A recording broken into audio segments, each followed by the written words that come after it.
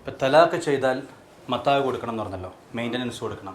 മത്താ എന്നുള്ള ധാതുവിൽ തന്നെ അർത്ഥം എന്തുണ്ട്? ടെമ്പററി എന്നുള്ള മീനിങ് ഉണ്ട്. താൽക്കാലികമായിട്ടുള്ള ഇതാണ് കൊടുക്കുന്നത്. അപ്പോൾ പെണ്ണിന് സെക്യൂരിറ്റി വേണ്ടേ?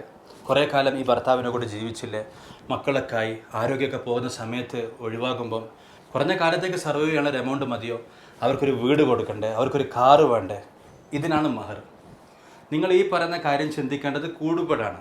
ഈ നിക്കാഹിലൂടെ അവർ സേഫ് ആകണം എന്നുണ്ടെങ്കിൽ നിക്കാഹിൻ്റെ സമയത്ത് പറയാം. അപ്പോൾ അവർക്ക് വീട് കിട്ടി, അല്ലെങ്കിൽ കാറ് കിട്ടി, അല്ലെങ്കിൽ നല്ലൊരു സംഖ്യ കിട്ടി, പെണ്ണിന് സെറ്റായി. അപ്പം ഇതെല്ലാം ചിന്തിക്കേണ്ടത് മഹറിൻ്റെ സമയത്താണ്. അതല്ലാതെ പിരിയുന്ന സമയത്തല്ല. ഇപ്പം ഒരു 6 കല്യാണം കഴിച്ചിട്ട് മെയിൻ്റനൻസ് വാങ്ങിയ ഒരു പെണ്ണിൻ്റെ കേസ് ഇപ്പം കർണാടകയിൽ വന്നു. ഈ പെണ്ണിൻ്റെ ജോലി എന്ന് വെച്ചാൽ കല്യാണം കഴിക്കലും പിരിയലുമാണ്. ഓരോരുത്തർ കല്യാണം കഴിക്കുക, അടിയുണ്ടാക്കി പിരിയുമ്പോൾ വലിയ സംഖ്യ വാങ്ങിയിട്ട് പിരിയുക.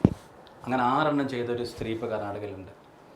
ഇത് ദുരുപയോഗത്തിന് വഴിവെക്കും. കാരണം ആദ്യം അവർക്ക് വേണ്ടതേ കിട്ടുള്ളൂ, അവർക്ക് അർഹിക്കുന്നതേ കിട്ടുള്ളൂ. ഇതൊന്നും വാങ്ങാതെ കല്യാണം കഴിച്ചു, പിന്നെ പറയാണ് എന്നെ മേത്ത് ചൂടുവെള്ളം ഒഴിച്ചു, എന്നെ ഉപദ്രവിച്ചു എന്നൊക്കെ പറഞ്ഞ് പിരിയാൻ നോക്കുന്നു. ആ സമയത്ത് ചോദിക്കുന്ന സംഖ്യ കിട്ടുന്ന സാഹചര്യം ഉണ്ടായിക്കഴിഞ്ഞാൽ എന്താ ചെയ്യാം? ദുരുപയോഗം ചെയ്യല്ലേ ചെയ്യാം. അങ്ങനെ 6 പേരെ പറ്റിച്ച സ്ത്രീയാണ് ഇപ്പോൾ ഉള്ളത് ഇവിടെ. അപ്പോൾ ഇതിന് അവസരമില്ല. നിക്കാഹിന് മുമ്പ് നിങ്ങൾക്ക് പറയാം എന്താ വേണ്ടതെന്നുള്ളത്.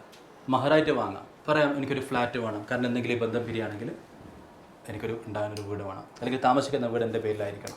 ആവശ്യമുണ്ടെങ്കിൽ മാത്രമാണ് കെട്ടിയാൽ മതി. അതിന് തയ്യാറാവുന്നെങ്കിൽ കല്യാണം കഴിച്ചാൽ മതി. അപ്പോൾ ഇതാണ് പെണ്ണിനെ സേഫ് ആകാനുള്ള വഴി. മഹർ കൃത്യമായിട്ട് വാങ്ങാന്നുള്ളതാണ്. അതല്ലാതെ പിരിയുമ്പോൾ മത്താ എന്നുള്ള വാക്കിൽ തന്നെ അതിന് അർത്ഥമുണ്ട്. മത്താ ഉള്ള ഏത് വാക്കും നിങ്ങൾ പരിശോധിച്ചോളൂ. ദുനിയാവിനെ മത്താ എന്ന് പറഞ്ഞു, കാരണം ടെമ്പററി ആയതുകൊണ്ട്. അനശ്വരമായ ആഖിറത്തിന് അത് കാലാകാലത്തേക്കാണ്. ദുനിയാവ് വെറും മത്താ ആണെന്ന് പറഞ്ഞു. എന്നാൽ ഒരു കാലത്ത് അവസാനിക്കുമെന്ന് അർത്ഥം. അപ്പോൾ ഇംഗ്ലീഷ് പരിഭാഷകളുടെ പരിമിതിയാണ് മെയിൻ്റനൻസ് എന്ന് വരുമ്പോൾ കാലാകാലത്തേക്ക് കൊടുക്കണം. ഇതിപ്പം ആണ് കുടുങ്ങിപ്പോകില്ലേ? കുറച്ച് കാലം കല്യാണം കഴിച്ച് ഭാര്യ ഭർത്താക്കന്മാരെ ജീവിച്ചതിൻ്റെ പേരിൽ ഇനി കാലാകാലത്തേക്ക് ചിലവ് കൊടുക്കണം, പിരിഞ്ഞു ഇനിയും കാലാകാലത്തേക്ക് ചിലവ് കൊടുക്കണം എന്ന് പറഞ്ഞാൽ അന്യാണെന്ന് മാത്രമല്ല, കാര്യമായ ദുരുപയോഗം നടക്കും. അതാണ് ഞാൻ പറഞ്ഞത്. 6 പേരെ കല്യാണം കഴിച്ചിട്ട് കുറച്ച് കാലം കഴിയുന്നു, പിരിയുന്നു, സംഖ്യ വാങ്ങുന്നു. ഇങ്ങനെ ദുരുപയോഗം ചെയ്യുന്ന സാഹചര്യം ഉണ്ടാകും. മക്കൾക്ക് ചിലവ് എന്തായാലും കൊടുക്കണ്ടേ?